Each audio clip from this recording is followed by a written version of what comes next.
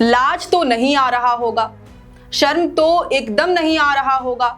इस वीडियो को देखिए, शायद लाज आ जाए।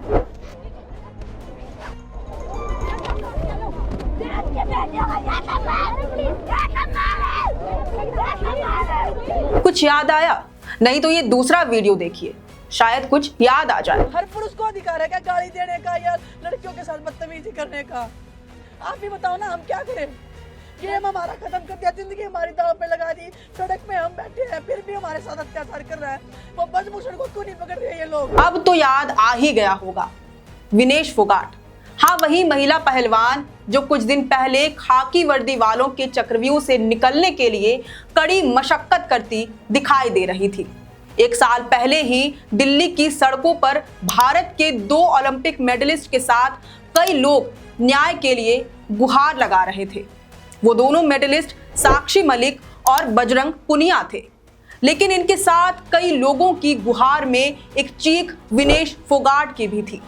वही विनेश फोगाट जो मंगलवार यानी 6 अगस्त को एक ऐतिहासिक तारीख बना देती हैं और ओलंपिक में कुश्ती के फाइनल में पहुंचने वाली पहली भारतीय महिला पहलवान बन जाती हैं।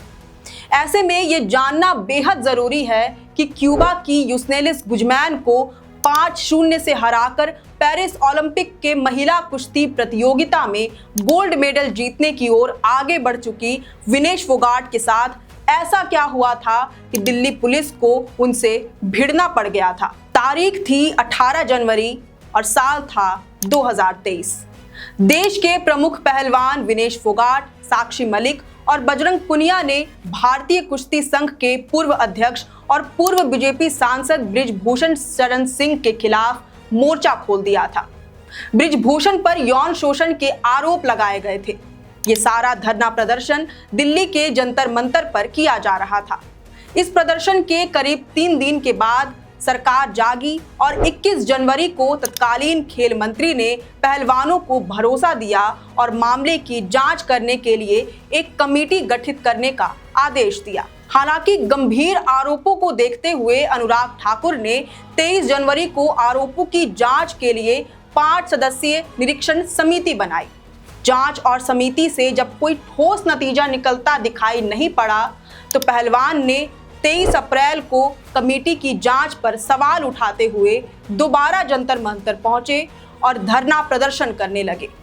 इसके एक दिन बाद ही पहलवानों ने दिल्ली पुलिस में बृजभूषण शरण सिंह के खिलाफ यौन शोषण की शिकायत दर्ज कराई, लेकिन एफआईआर दर्ज नहीं हुई। हालांकि सुप्रीम कोर्ट के निर्देश के बाद दिल्ली पुलिस ने बृजभूषण के खिलाफ पॉक्सो एक्ट और दूसरे मामले में एफआईआर दर्ज की। दिल्ली के जंतर मंतर पर धरना दे रहे पहलवानों और पुलिस के बीच 3 मई की आधी रात को जमकर धक्का मुक्की और झड़प हुई। पहलवानों का आरोप था कि दिल्ली पुलिस के कुछ जवानों ने उनके साथ बदसलूकी की और एक जवान ने शराब के नशे में डंडे से एक पहलवान की पिटाई भी की। उस पहलवान को अस्पताल भेजा गया था। इस झड़प में विनेश फोगाट के भाई दुष्यंत और पहलवान राकेश यादव को गंभीर चोटें आई। ये मामला अभी रुका नहीं था। पहलवान धरने पर बैठे रहे और 23 मई को ऐलान कर दिया कि सभी 28 मई को नए संसद भवन के सामने महिला महापंचायत करेंगे। बस इसी एक ऐलान ने देश को वो नजारा दिखा दिया जो अभी तक देश के लोगों ने नहीं देखा था। 28 मई को जब नए संसद भवन का उद्घाटन हो रहा था तो उसी समय खिलाड़ियों का पुलिस से टकराव हो गया और इसने पूरे देश को हिलाकर रख दिया। पहलवानों को संसद भवन तक पहुंचने से रोकने के लिए दिल्ली पुलिस और इनमें जमकर झड़प देखने को मिली। धरने पर बैठे सभी पहलवान संसद की ओर बढ़ रहे थे, लेकिन तब पुलिस ने उन्हें रोक लिया। दोनों के बीच संघर्ष हुआ और पुलिस से टकराव में वो सड़क पर गिर पड़े। कोई उनके बाल खींच रहा था, कोई कपड़े, और कोई अपनी ताकत का जोर सिर्फ इसलिए लगा रहा था कि नीचे गिरे पहलवान उठ ना सके। हालांकि उस पल वे भले ही उठ ना सके हों, लेकिन इस जीत ने विनेश को इतना ऊपर पहुंचा दिया जो खाकी वर्दी वाले हाथ उस दिन विनेश को रोकने का प्रयास कर रहे थे, अब वही हाथ विनेश की इस जीत पर तालियां बजा रहे होंगे। आंदोलन के समय कई लोगों ने विनेश के खेल को लेकर भी सवाल उठाए थे, यहां तक कि इस साल की शुरुआत में भी विनेश को कई तरह के विरोधों का सामना भी करना पड़ा। भले ही इस विरोध से विनेश को शारीरिक रूप से कोई भी समस्या न झेलनी पड़ी हो, लेकिन कहीं ना कहीं इन सब का एक मानसिक प्रभाव तो पड़ता ही है। कई बार लोग ऐसे समय पर हार मान लेते हैं, लेकिन विनेश ने हार नहीं मानी। माने भी क्यों?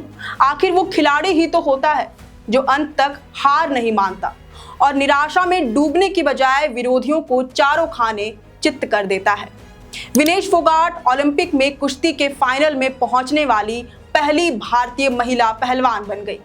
क्यूबा की यूस्नेलिस गुजमैन को 5-0 से हराकर वह पेरिस ओलंपिक के महिला कुश्ती में गोल्ड मेडल जीतने की ओर आगे बढ़ चुकी थी।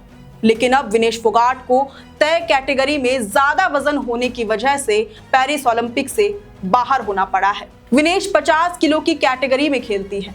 बुधवार को उनका वजन करीब 100 ग्राम ज्यादा मिला। इसके बाद उन्हें ओलंपिक महिला कुश्ती से अयोग्य घोषित कर दिया गया।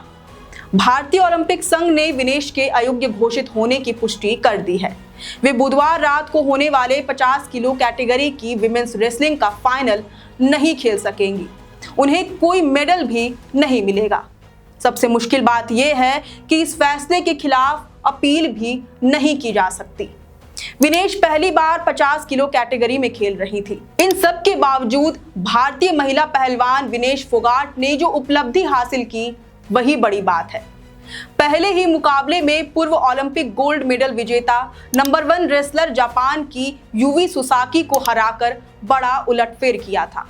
उस समय ही यह तय हो गया था कि विनेश फाइनल में खेलने जा रही हैं। इसके बाद विनेश फोगाट ने पेरिस ओलंपिक क्वार्टर फाइनल में यूक्रेन की ओक्साना लिवाच को हराया। आखिरकार सेमीफाइनल्स में क्यूबा की पहलवान यूस्नेलिस गुजमैन को भी उन्होंने मात दे दी। शायद अब तो शर्म और लाज दोनों ही आ रही होगी। अब भले ही विनेश को फाइनल के लिए अयोग्य घोषित कर दिया गया हो, भले ही वह फाइनल्स का मैच न खेल पा रही हो, लेकिन फिर भी उन्होंने खेल में इतना बेहतरीन प्रदर्शन देकर अपने विरोधियों का मुंह जरूर बंद कर दिया है। उन्होंने खुद को साबित कर दिया कि वह हार कर भी जीतने वाली बाजीगर हैं। वैसे इस पर आपका क्या विचार है, यह हमें कमेंट करके जरूर बताएं। अगर आपको ये वीडियो पसंद आया हो तो इसे जरूर से लाइक और शेयर करें। हमारे चैनल लोकतंत्र 19 को फेसबुक पर फॉलो और यूट्यूब पर सब्सक्राइब करना न भूलें। हमारा एक और चैनल है द ग्राम सभा, उसे भी जरूर से फॉलो और सब्सक्राइब कर दें। फिलहाल लेते हैं अलविदा। जोहार।